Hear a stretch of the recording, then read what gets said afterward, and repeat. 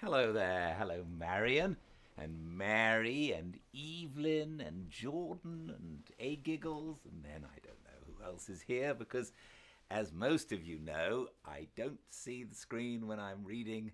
But if you're new, welcome. This is Fireside Reading. I'm Gildart Jackson. And every day at 5, I sit in front of the fire and I read to you guys and to myself. And over the course of a period of time, we read these wonderful old books together. I'm very happy to do it. I've been doing it now for over 2 years, maybe even close on 3 years since the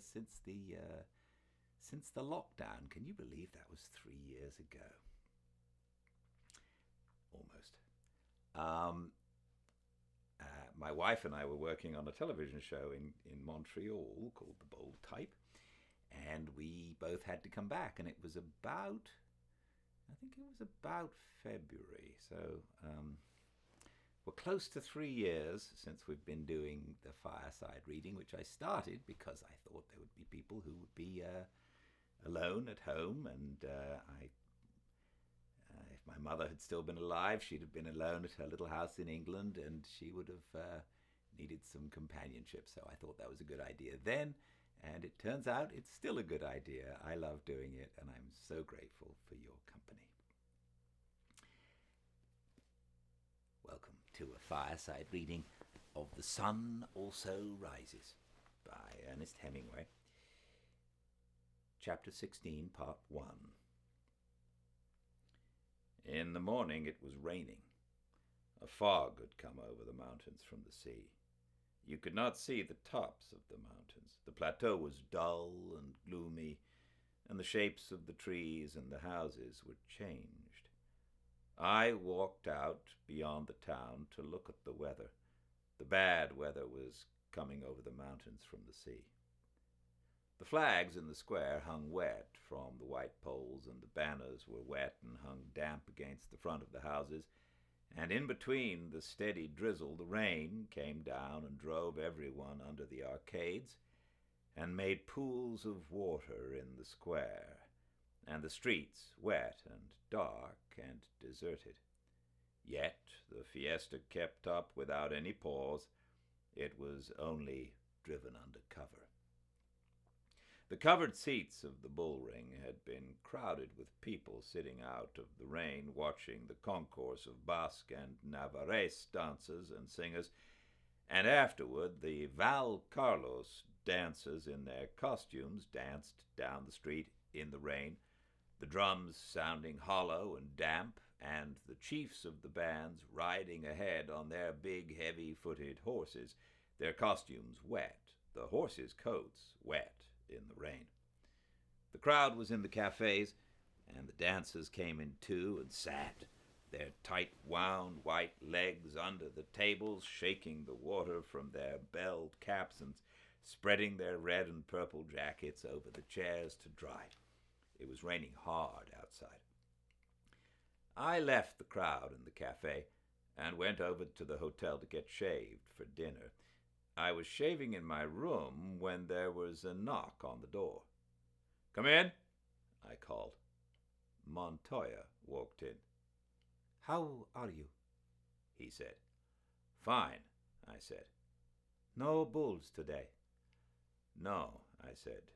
"Nothing but rain." "Where are your friends?" "Over at the Iruña." Montoya smiled his embarrassed smile.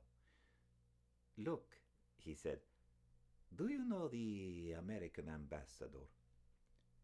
"Yes," I said, "everybody knows the American ambassador." "He's here in town now." "Yes," I said, "everybody's seen them." "I've seen them too," Montoya said. He didn't say anything. I went on shaving. "Sit down," I said. "Let me send for a drink." "No, I have to go." I finished shaving and put my face down into the bowl and washed it with cold water. Montoya was standing there looking more embarrassed.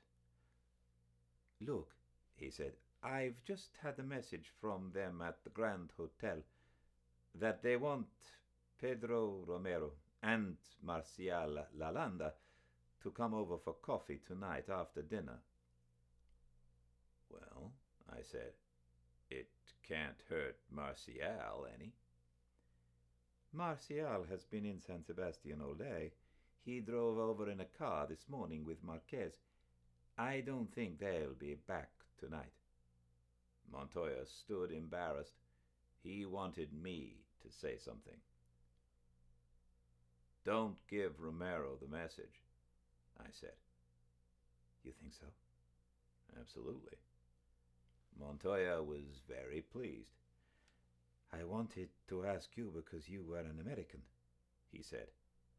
That's what I'd do. Look, said Montoya, people take a boy like that. They don't know what he's worth.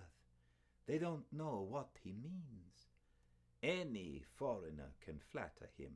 They start this Grand Hotel business, and in 1 year, they're through. Like Algabeno, I said. Yes, like Algabeno. They're a fine lot, I said. There's one American woman down here now that collects bullfighters. I know.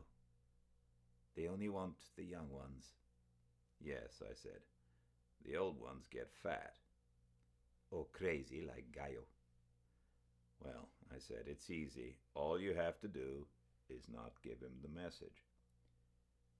He's such a fine boy, said Montoya. He ought to stay with his own people. He shouldn't mix in that stuff. Won't you have a drink? I asked. No, said Montoya. I have to go. He went out.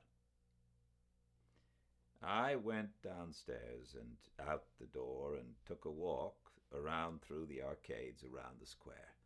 It was still raining. I looked in at the Iruña for the gang, and they were not there, so I walked on around the square and back to the hotel. They were eating dinner in the downstairs dining room. They were well ahead of me, and it was no use trying to catch them. Bill was buying shoe shines for Mike. Bootblacks opened the street door, and each one Bill called over and started to work on Mike. "This is the 11th time my boots have been polished," Mike said. "I say, Bill is an ass." The bootblacks had evidently spread the report. Another came in. "Limpia botas?" he said to Bill. "No," said Bill, "for this, senor." The bootblack knelt down beside the one at work and started on Mike's free shoe that shone already in the electric light. "Bill's a yell of laughter," Mike said. I was drinking red wine and so far behind them that I felt a little uncomfortable about all this shoe shining. I looked around the room. At the next table was Pedro Romero. He stood up when I nodded and asked me to come over and meet a friend. His table was beside ours, almost touching. I met the friend, a Madrid bullfight critic, a little man with a drawn face.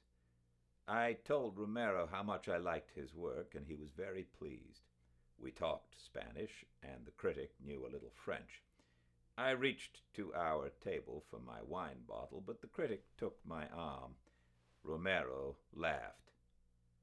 "Drink here," he said in English. He was very bashful about his English, but he was really very pleased with it, and as we went on talking, he brought out words he was not sure of and asked me about them.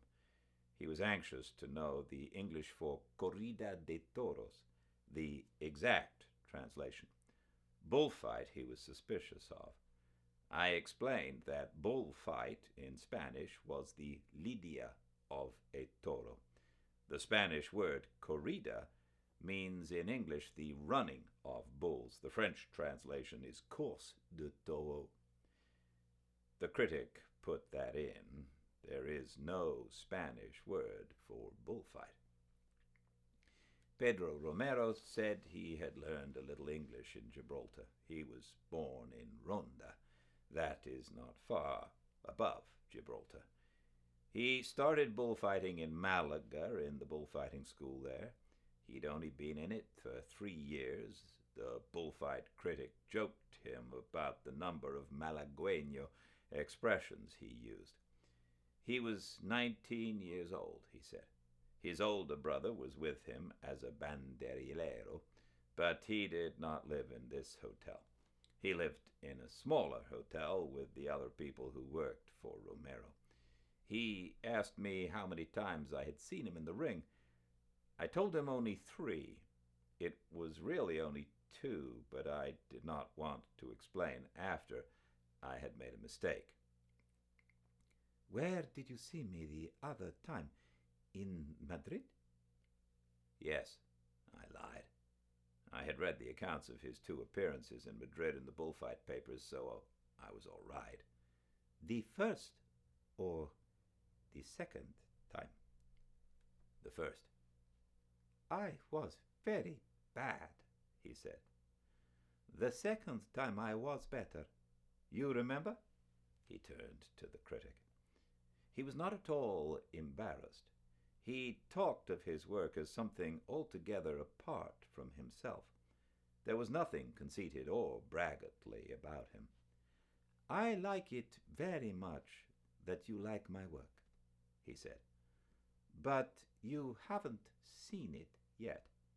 Tomorrow, if I get a good bull, I will try and show it to you.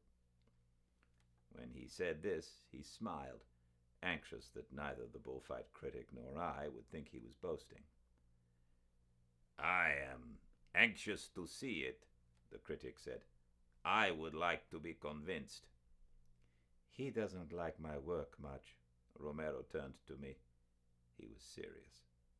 The critic explained that he liked it very much, but that so far it had been incomplete. Wait till tomorrow, if a good one comes out. Have you seen the bulls for tomorrow? The critic asked me. Yes, I saw them unloaded. Pedro Romero leaned forward. What did you think of them? Very nice, I said. About 26 arrobas. Very short horns. Haven't you seen them? Oh, yes, said Romero. They won't weigh 26 arrobas, said the critic. No, said Romero. They've got bananas for horns, the critic said. You call them bananas? Asked Romero. He turned to me and smiled. You wouldn't call them bananas? No, I said. They're horns, all right. They're very short, said Pedro Romero. Very, very short. Still, they aren't bananas. I say, Jake, Brett called from the next table. You have deserted us. Just temporarily, I said. We're talking bulls. You are superior.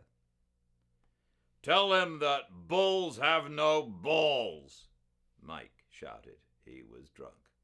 Romero looked at me inquiringly. Drunk, I said. Borracho. Muy borracho. You might introduce your friends, Brett said. She had not stopped looking at Pedro Romero. I asked them if they would like to have coffee with us. They both stood up. Romero's face was very brown. He had very nice manners. I introduced them all around, and they started to sit down, but there was not enough room, so we all moved over to the big table by the wall to have coffee. Mike ordered a bottle of Fundador and glasses for everybody. There was a lot of drunken talking. Tell him I think writing is lousy, Bill said. Go on, tell him. Tell him I'm ashamed of being a writer. Pedro Romero was sitting beside Brett and listening to her. Go on, tell him, Bill said. Romero looked up, smiling. This gentleman, I said, is a writer. Romero was impressed. This other one, too, I said, pointing at John. He looks like Villata, Romero said, looking at Bill. Raphael, doesn't he look like Viata? I can't see it, the critic said. Really? Romero said in Spanish. He looks a lot like Viata. What does the drunken one do? Nothing. Is that why he drinks? No, he's waiting to marry this lady. Tell him bulls have no balls, Mike shouted, very drunk, from the other end of the table. What does he say? He's drunk. Jake, Mike called, tell him bulls have no balls. You understand? I said. Yes. I was sure he didn't, so it was all right. Tell him Brett wants to see him put on those green pants. Pipe down, Mike. Tell him Brett is dying to know how he can get into those pants. Pipe down. During this, Romero was fingering his glass and talking with Brett. Brett was talking French and he was talking Spanish and a little English and laughing. Bill was filling the glasses. Tell him Brett wants to come into... Go pipe down, Mike, for Christ's sake! Romero looked up, smiling. Pipe down. I know that, he said. Just then Montoya came into the room. He started to smile at me. Then he saw Pedro Romero with a big glass of cognac in his hand, sitting, laughing, between me and a woman with bare shoulders at a table full of drunks. He did not even nod. Montoya went out of the room. Mike was on his feet, proposing a toast. Let's all drink too, he began. Pedro Romero, I said. Everybody stood up. Romero took it very seriously, and we touched glasses and drank it down. I rushing it a little because Mike was trying to make it clear that that was not at all what he was going to drink to.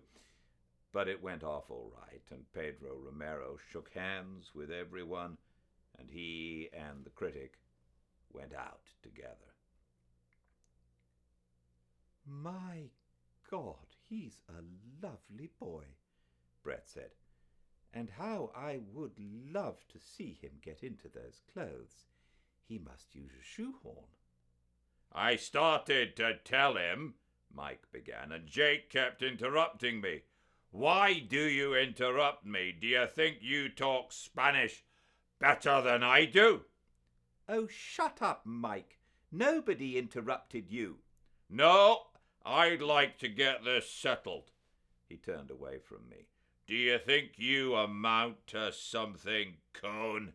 Do you think you belong here among us? People who are out to have a good time, for God's sake, don't be so noisy, Cohen. Oh, cut it out, Mike, Cohen said. Do you think Brett wants you here? Do you think you add to the party? Why don't you say something? I said all I had to say the other night, Mike. I'm not one of your literary chaps. Mike stood shakily and leaned against the table. I'm not clever, but I do know when I'm not wanted. Why don't you see when you're not wanted, Cone? Go away.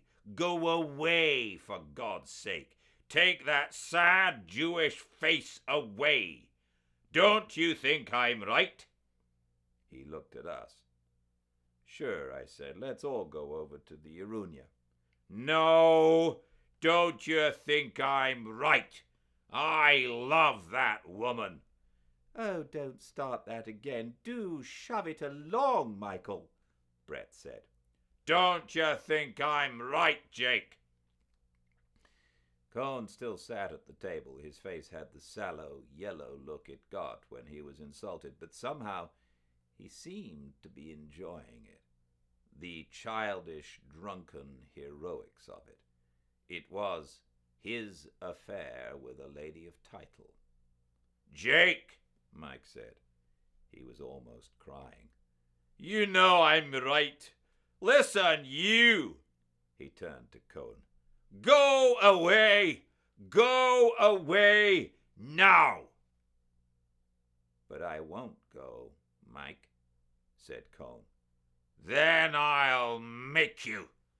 Mike started toward him around the table. Cone stood up and took off his glasses. He stood waiting, his face sallow, his hands fairly low, proudly and firmly waiting for the assault, ready to do battle for his lady love. I grabbed Mike. Come on to the cafe, I said. You can't hit him here in the hotel. Good, said Mike. Good idea. We started off.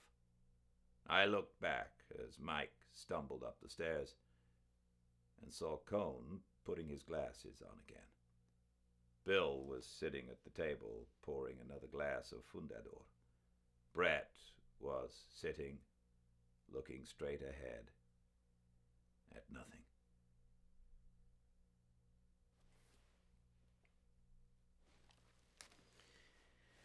Thank you all for joining me.